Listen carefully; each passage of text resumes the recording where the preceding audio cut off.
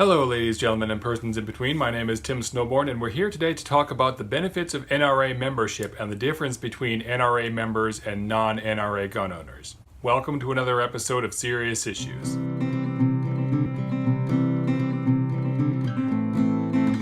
So ever since America made its most recent blood sacrifice on the altar of the Second Amendment down there in Florida, there has been a lot in the news about different organizations and businesses deciding that they can't work with the NRA anymore. A lot of businesses who offer discounts to NRA members are pulling out of the deal and ending their relationship with the NRA. I remember hearing somewhere along the line that most NRA members actually support a lot of gun control laws that have been proposed. But of course the NRA is far and away the biggest roadblock to passing any new gun control measures. So I started to wonder, if you're an NRA member who favors better gun control, why are you an NRA member?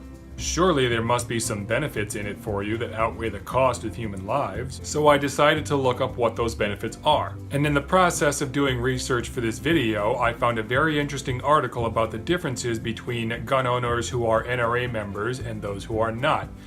And since I know that a lot of people can't be bothered to read an article if I just link to it, I'm guilty. I do that half the time. I don't read the article. Since I know a lot of you would prefer to have the article summarized in a video for you, that's what I'm going to do. I promise, by the way, that I'm not here to use this video to make the NRA look like a bunch of gun nuts. I don't believe that. Don't get me wrong, I'm sure some NRA members are gun nuts, but I'm not here to make fun of them. So we now take you live to my MacBook for further details.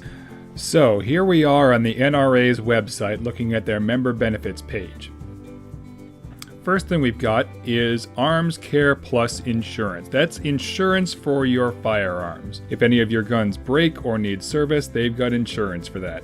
Starting as low as $70 per year, mind you. This stuff you're seeing on this page isn't free. It's just discounted.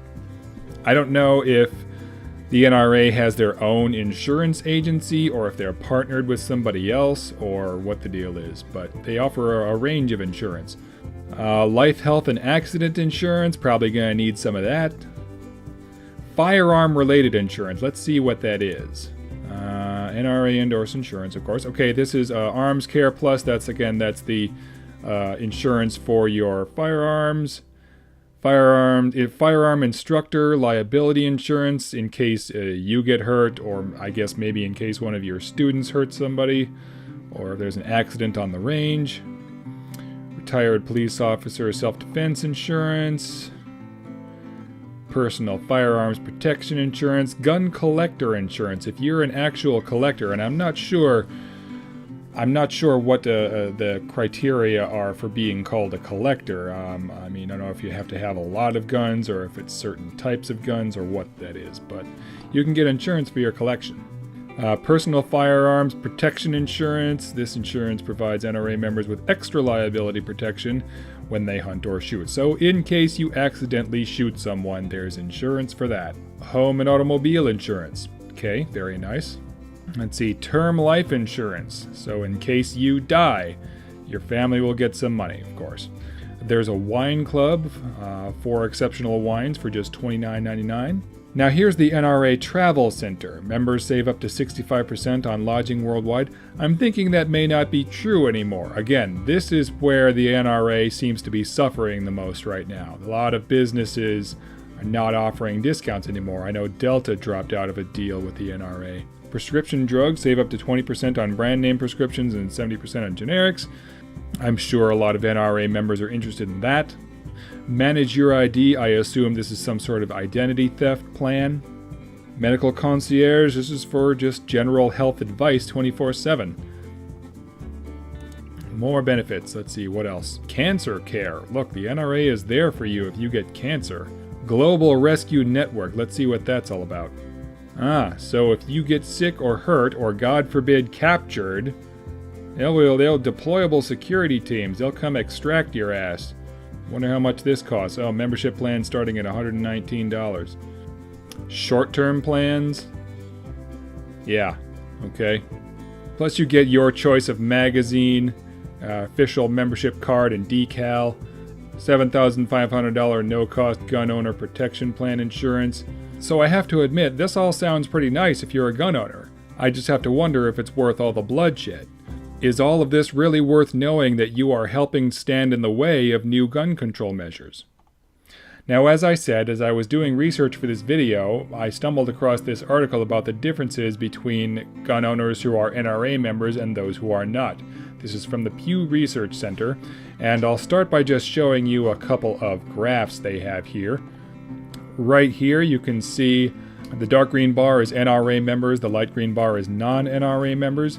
As you can see, 77% of NRA members are Republican or lean Republican versus only 58% of non-NRA gun owners. NRA members are more than twice as likely to own more than 5 guns. They apparently go to the shooting range more often and go hunting more often. More than half of them keep a loaded gun easily accessible, presumably at home, versus only a third of non-NRA members. 44% carry a gun outside the home all or most of the time versus only 22% of non-NRA members. Now this is interesting, only 84% have taken a gun safety training course versus 67% of non-NRA members. Why is that not 100 in both cases? Who is allowed to have a gun without at least taking a safety course? I mean, that's one problem we need to fix right away. That's got to be the bare minimum to own a gun. And then down here we have more information about specific policy views. Again, dark green dot is NRA member, light green dot is non-member. 52% of NRA members support background checks for all private sales and at gun shows versus 75% of non-members. Lower support for creating a federal database to track gun sales, banning assault weapons, and banning high-capacity magazines. Much higher support for preventing the mentally ill from purchasing guns. Didn't Trump repeal Obama's rule against selling guns to the mentally ill? Seems like he did that. Most support barring gun purchases by people on no-fly or watch lists. High support for allowing teacher officials to carry guns in K-12 schools, which is kind of ironic because just today we heard about a school somewhere, I can't remember, Georgia I think it was, where a teacher barricaded himself into the room and started shooting people. So there goes that idea. High support for allowing concealed carry in more places. Moderate support for allowing concealed carry without a permit. And higher support for shortening waiting periods for buying guns legally. So let's go over some interesting points that I found in the article that aren't in the graphs here. 3 in 10 U.S. adults say they currently own a gun, and of that, 19% belong to the NRA. So NRA members are very much a minority in this country. Most of this is just stuff that you saw in the graph, but I found something very interesting at the bottom of this paragraph here. And members of the NRA are nearly unanimous in their view that owning a gun is essential to their personal freedom. 92% of NRA members say this versus 70% of non-members. That, for me, is the rub. That explains why some people are NRA members, even if they support better gun control. They think that owning a gun is essential to their personal freedom. I disagree. I think you would be just fine without guns, but if you feel like you need one, I guess that 35,000 deaths a year is worth it. About half of Republican gun owners who belong to the NRA say that gun laws in the U.S. should be less strict than they are now. Here's one. 44% of all adults say the NRA has too much influence over gun legislation. 40% say it has just the right amount of influence. Relatively few, 15%, say that the NRA has too little influence. Most NRA members are largely satisfied with the amount of influence the organization has over U.S. gun laws.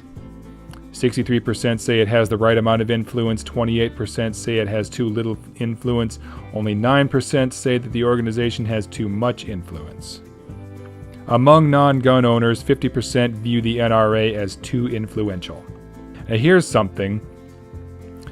They know how to flex their political muscle. Some 46% of gun owners in the NRA say that they have contacted public officials to express their views on gun policy, including 24% who have done so in the past 12 months. Far fewer gun owners who do not belong to the NRA have reached out to public officials. Guys, calling your public officials, calling them, not emailing, not tweeting, not texting, calling them, or writing a letter. We need to start badgering them. If we want to get things changed, we need to make our voices heard, because that's what these guys are doing. I will put a link to this article in the description in case you want to read it for yourself. I recommend it. It's a very interesting read. Anyway, back to Facecam. So yeah, I can see why those benefits are appealing to many gun owners. I just don't think they're worth it in terms of the bloodshed and the cost of innocent lives. I don't think those benefits are worth standing in the way of common sense gun control laws that even most members support. If I was an NRA member, I couldn't be like, yeah, I know hundreds of innocent people are getting shot every day, but they've got this wine club, so... If I were an NRA member, I would renounce my membership and tell the NRA that I will reinstate my membership when those common sense measures that most of us agree on are passed. Measures that would likely save thousands of lives. I mean, I know we're never going to be completely rid of gun violence, but I think it's worth it to try and reduce it.